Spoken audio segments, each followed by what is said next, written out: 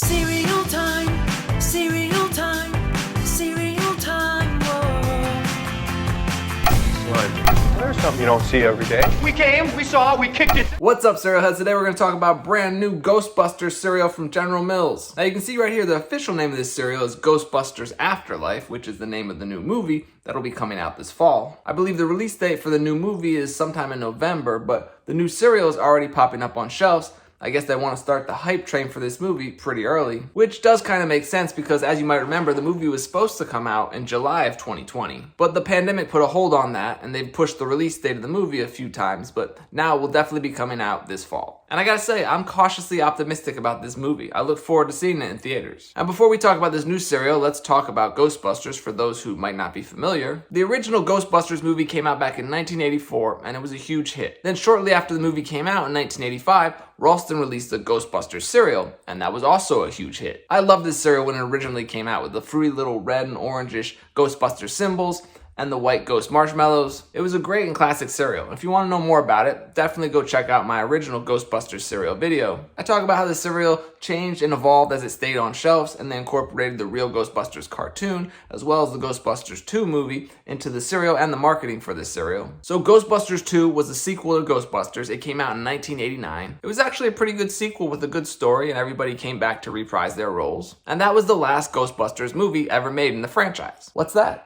No, that terrible movie you're thinking about wasn't actually part of the Ghostbusters franchise. It was a standalone reboot and isn't part of the Ghostbusters canon, thankfully, so we don't have to talk about it or recognize that it even existed. Now, Dan Aykroyd and director Ivan Reitman have been trying to make a third Ghostbusters movie for years, but it just never came to be. There were troubles with the script, and Bill Murray wasn't really interested in doing another movie. Then in 2014, Harold Ramis, the actor who played Egon, died, and it looked like any chances of a third Ghostbuster movie were very slim. However, real Ghostbusters fans will note that the 2009 Ghostbusters video game was a pretty good third installment to the franchise. All the original Ghostbusters actors reprise their roles and provide the voices for the characters. The story in that game takes place 2 years after Ghostbusters 2. If you like the original two Ghostbusters films and have never played this game, I suggest checking out some YouTube videos and playthroughs of this game online. It's actually pretty well done from a story standpoint. But as for the movies, well, this year, 32 years after the last official chapter of the Ghostbusters franchise, we're finally getting a new film. Now you can check out a trailer for the new Ghostbusters Afterlife movie,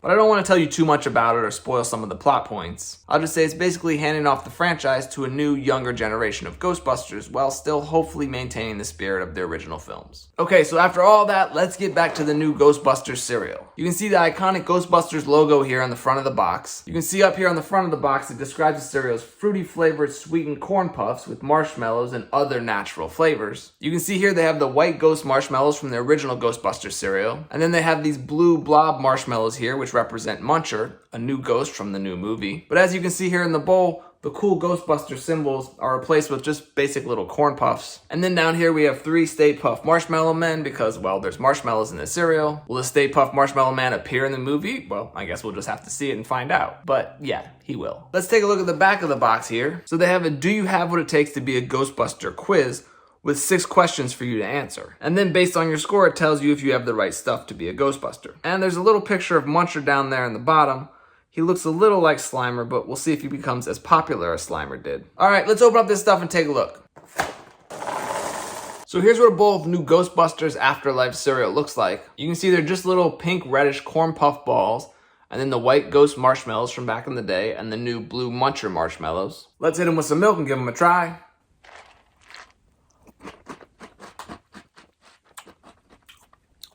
So my first reaction is it's not as good as the original Ghostbusters cereal. Now granted, it's been over 30 years since I tried that original cereal, so I can't be absolutely sure that the flavors aren't the same, but it just doesn't feel like the same fruity flavor from 30 years ago to me. That being said, it's not bad. It's got a generic fruity flavor that's kind of hard to place. It's not like Trix, there's not a really citrus vibe to it. Obviously, it gets a few extra points for trying to embody one of my favorite cereals from my youth. Why they couldn't just recreate the same shaped cereal pieces, I don't know. Again, it's not bad, but if you're not going to replicate the original cereal, at least try to improve on it, and this one doesn't do that. Now lastly, I've said this many times before, I wish they still included prizes in cereal boxes. The original Ghostbusters cereal gave away tons of great prizes and premiums, which you can check out in my original video for that. It would have been cool to get at least like a Ghostbusters sticker or something inside this box. But since they didn't do that, I have my own prize that I found while digging around in an old box a few days ago. A pack of Ghostbusters 2 trading cards from Topps They came out back in 1989 when this movie was released. So let's pretend I got this old wax pack of trading cards inside a box of cereal